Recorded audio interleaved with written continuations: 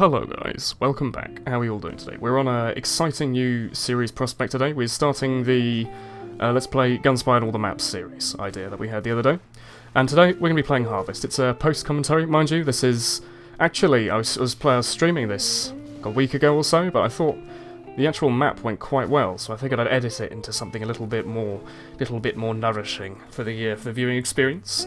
But yes, we're basically, the idea of this series is we're going to go around all sorts of maps in the Valve pool, and potentially also the competitive pool, and just kind of give some tips and strategies, and also just some, general musings on what I like to do playing the map, and also how I like to play Gunspy specifically. This series is not going to be the kind of usual, I'm going to read off of the wiki and, give you some really generic stuff. This is just going to be rolling off the top of my head, unscripted, kind of ad-lib experience. So I hope you enjoy it. Do let me know if you want to see more stuff like this in the future. It's quite different from what I normally do. I don't understand, but let's actually get on with listening to the gameplay. What we've been doing so far is basically just roaming around while we're on full health in these little loops. So you'll see a couple of the loops during the video. One of them I like to do is to come up to this little window up here. Often you'll see like a pyro like this one here. Thank you, Sniper, for peeling with him. Or you'll go over to the loop on the house on the right there, which we'll like to do. The essential idea is, while you're on full health, you want to go around and shoot people. But if you drop below about 100... even lower than that, you'll really want to beeline to the nearest medium or full ammo pack, or full health pack if you can.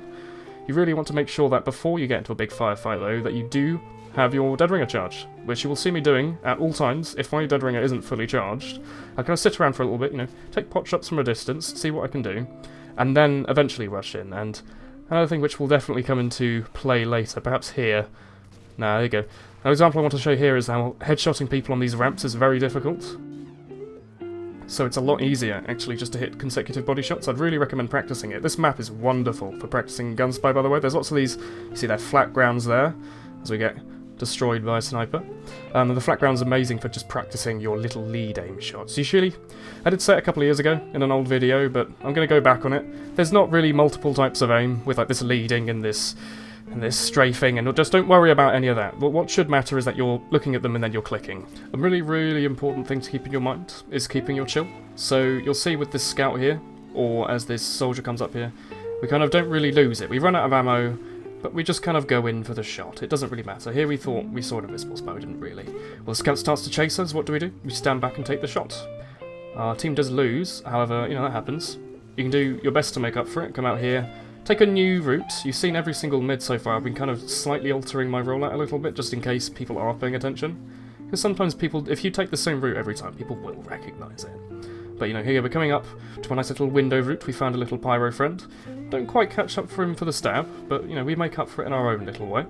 Here we are, we find ourselves back in the little shed, as I like to think of it. The other good source of medium health packs. Come on to the point and see the soldier destroying everyone with his direct hits, but that's alright.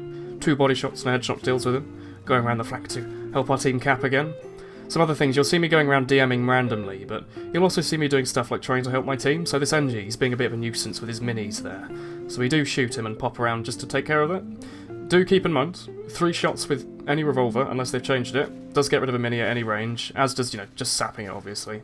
And a big thing to deal with demos, if they're just using stickies, is just run at them in the face. Either they'll do loads of damage to themselves and you can finish them off like that, or they'll be too afraid to shoot stickies or pull out their bottle or something.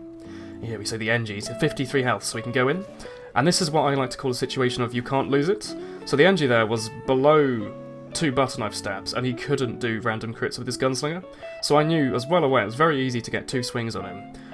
And there was no real, there's no reason not to. That's what you should go for. So if you do see a situation like that where you can't really lose, like this demo, he's running away on 22 health. We can't, we can't die there. We might as well go in for the shot.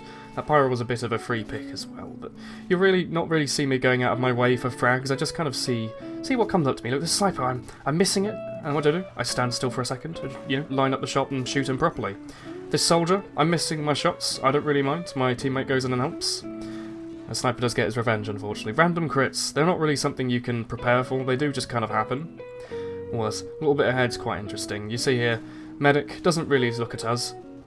Demo doesn't hear us either, and nor does the heavies. Nice little things like that do work out, but look, we've dropped below the kind of 100 mark, so I do ideally want to go looking for the health packs sometimes in here. See me going in here. Because, demos, they're a big reason if you die a lot, will be demos. Because the pills will either do 100 to you, and then it will go through your dead ringer and kill you, Or it'll do 25 through your dead ringer, and then kill you through that. So you really want to avoid being below exactly 100. It's kind of a range of multiple health values there. It's quite unfortunate. We got a nice little spree here. Chasing the spy, we do miss a couple of shots, but we do keep our crosshair on him. Make sure we do eventually take him down. You see the sniper on the roof. This is another situation. I thought that spy was my teammate, mistakenly, but he starts looking at me, so I think, ooh, a bit shady. And you see here, look, a little bit of a gun battle. Good practice. Very, very good practice. I did say it was quite tricky, but if you do work on it, you can hit the headshots on those little rounds. And we did want to escape there. There was an NG in a demo, I think, looking at us, and they could have killed us, because we were sub 100, so I just wanted to escape to a health pack. And look, we can get our revenge now on that demo.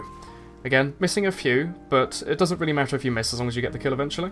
Now this bit on the point here is quite interesting. You'll see I'm on fairly low health, but it's an important time. It's overtime for us, and there's a lot of people in their point that aren't looking at us. Their entire blue team is focused on the left, so it's quite an easy little situation to just kind of poke in. Do a little bit of easy sniping. Oh, it's lovely. Very, very satisfying when you get a good couple of headshots in a row. And we do go in to try and get the heavy, but we don't overextend. When we notice our health going too low and the heavy looking at us, we do just pull up the dead ringer and run off to the health pack, as always. And staying around this little spot. This is nice and safe. It's overtime for both teams, so it's important we stay alive to make sure we can kill stuff. So staying at the back and not running into stuff is utmost important. So there you go. Our team does manage to win this round, quite luckily. Here we are, rolling out left again this time, a new strat. Luckily we managed to pick out the sniper who's been causing a bit of trouble for our team. And we do just kind of sit around here. We see this soldier here. You think in your head, ooh, we should be able to get him easily, but yes, again, you don't see me overextending for him. Instead I go back, get my health back, and I think, there's only one place he's going to come from. There's one place I can stand where he can't get me, and that's over here. I can see what I can do, and there you go. It's a nice, easy pick. If you try and use your head, you can kind of, very much read what people are doing and kind of work out what you can do. So it's heavy. He's an easy pick. There's no one sniping me right now. A demo did charge, but I heard it and escaped in time. And you'll see there, instead of trying to, shoot the demo or anything, I knew I was in a corridor, so he was probably going to get a pipe or two. So I immediately put on my dagger and ran away, because that's what you do with demos. They're scary. Their pipes do a lot of damage. And you see this soldier here? I'm keeping my dead ringer up at pretty much all times, because that means he can't get me. But the moment he's out of range, I'll go for the headshot. You have about 60 health, you don't want to be in mid-range to a soldier, but when you're on a bit of a ramp like that, you can get a little lucky sometimes and go for the shot. And again, sticking to the health pack, very, very important. A pyro does come for us, but, we're not worrying. We're not really worrying. We're not trying to wind anyone up. We just get up to the top and slowly track him to death. Eventually do get him. Is the demo going to go huge? He does.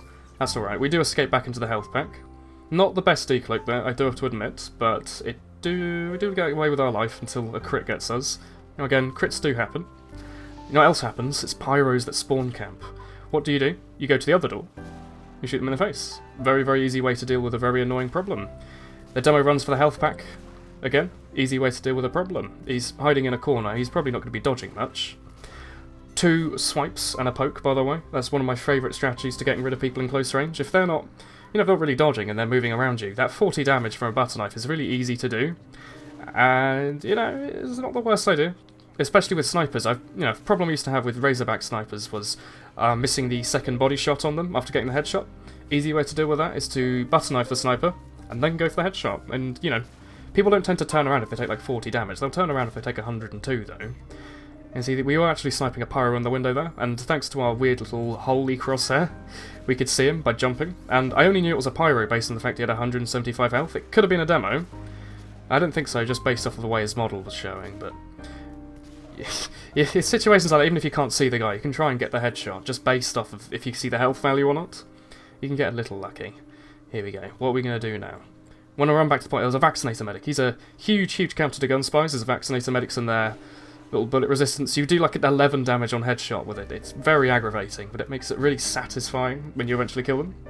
You do turn around here. Oh, look at this. Oh, that was a very lucky little strafe there that saved our life. And look, we headshot the pyro and nothing really matters in the end. Because you still get battled to death by the guy inches from the health pack. But look, our team does win in the end. We did do quite well in the end. Then that'll probably wrap it up for today. I hope you enjoyed it. Please do let me know if you want to see more stuff like this in the future. A little bit more edited and post-commentary. And I will see you all next time. Bye.